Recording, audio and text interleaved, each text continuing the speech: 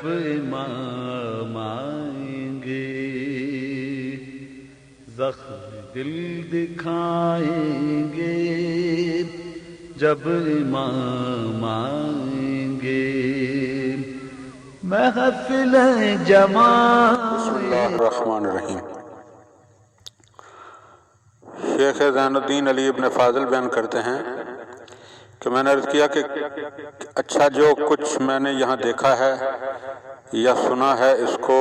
دوسروں سے بیان کرنے کی اجازت ہے یا نہیں؟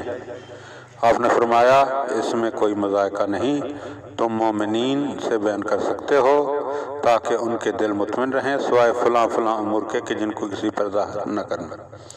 میں نے عرض کیا کہ حضرت کے جمال مبارک کی زیارت نصیب ہو سکتی ہے؟ آپ نے فرمایا یہ بھی ممکن نہیں، لیکن ہر مومن خالص حضرت کو دیکھتا ہے لیکن پہچانتا نہیں ہے کہ یہ زمانے کے امام علیہ السلام ہیں۔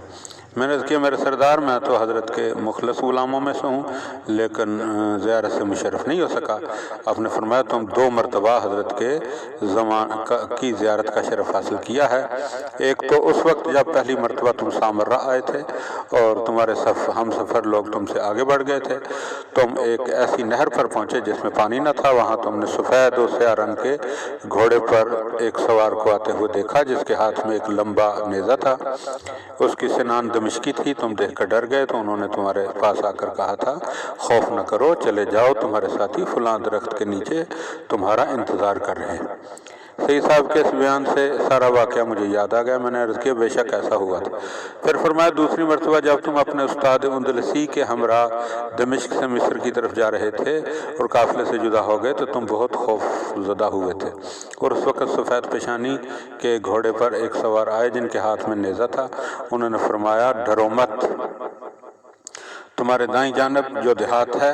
اس میں جا کر شب بسر کرو، وہاں کے لوگوں سے بلا خوف اپنا مذہب بیان کر دینا،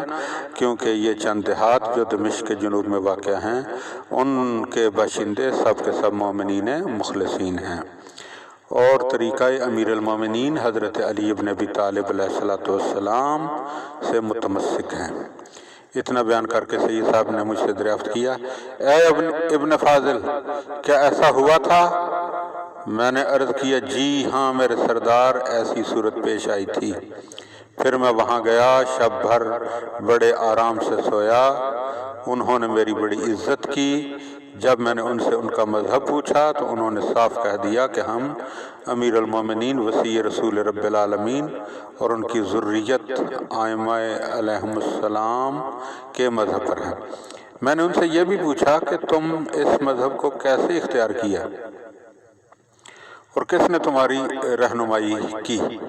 ان لوگوں نے جواب دیا کہ جب حضرت ابو ذر غفاری کو مدینہ منورہ سے ملک بدر کیا گیا اور شام بھیجا گیا تو معاویہ نے انہیں ہماری طرف نکال باہر کیا تو اس سرزمین پر آ گئے، بس انہی کی وجہ سے اللہ کی برکتیں ہمارے شامل حال ہوئیں۔ پھر میں نے بھی ان لوگوں سے اپنا مذہب ظاہر کر دیا۔ جب صبح ہوئی تو میں نے ان لوگوں سے خواہش کی کہ مجھے میرے قافلے تک پہنچا دیا جائے۔ انہوں نے 2 آدمی میرے ساتھ کر دیے جنہوں نے مجھے قافلے تک پہنچا دیا۔ سید صاحب سے میں نے یہ بھی دریافت کیا کہ میرے سردار کیا امام قائم علیہ السلام حج کے لیے تشریف لے جاتے ہیں؟ تو انہوں نے جواب میں فرمایا کہ اے ابن فاضل تمام دنیا مومن کے لیے ایک قدم ہے، تو پھر ان حضرت کا کیا ذکر ہے جن کے وجود کی برکت سے اور ان کے آبائے طاہرین علیہم السلام کے قدوم بابرکت کی برکت سے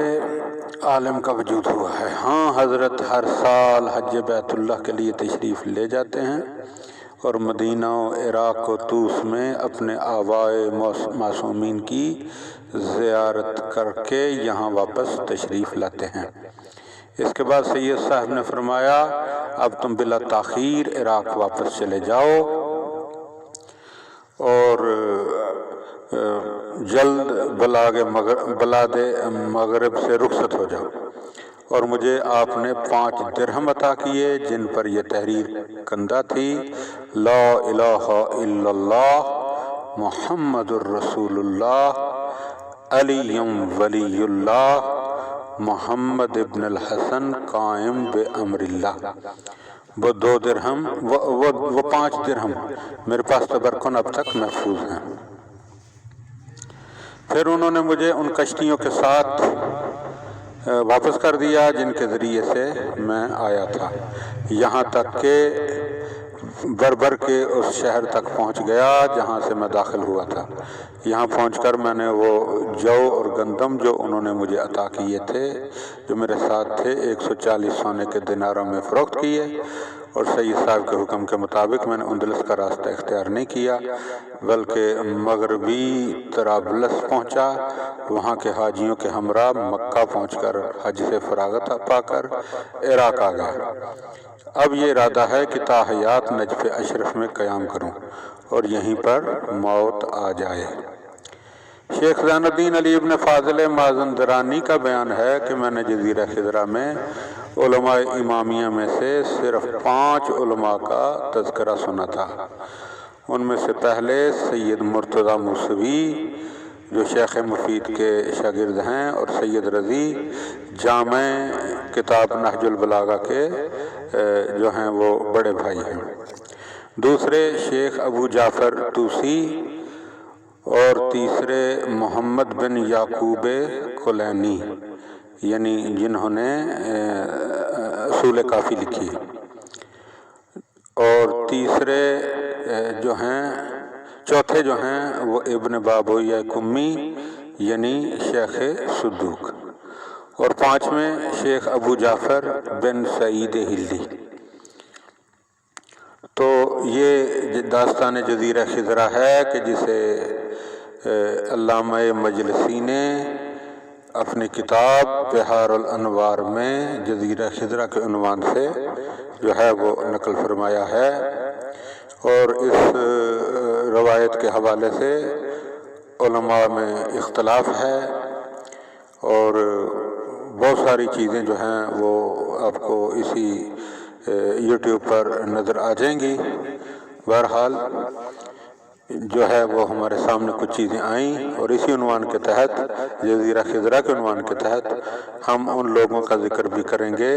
کہ جنہوں نے امام علیہ السلام سے باقاعدہ ملاقات کی ہے، لیکن ایک بات ذہن میں رہے کہ انہیں بعد میں پتہ چلا کہ یہ ہمارے مولا و آقا تھے کہ جن سے ہم ملاقات کر چکے ہیں۔ بہرحال دعا ہے کہ خداوند عالم پیغمبر صلی اللہ علیہ وآلہ وسلم کی حدیث کے مطابق ہمیں اپنے مولا کی معرفت نصیب فرمائے، اور سرکار کے ظہور میں تعجیل فرمائے، تاکہ مومنین کی آنکھیں روشن ہوں، اور دنیا پر جو ظلم و ستم کا سلسلہ جاری و ساری ہے یہ سلسلہ بھی رک جائے، اور پاک خاندان پر کیے گئے مظالم کا انتقام بھی ہو۔ اللہم صلی علی محمد و آل محمد وعجل فرج آل محمد۔ غم سنائیں گے جب امام آئیں گے، زخم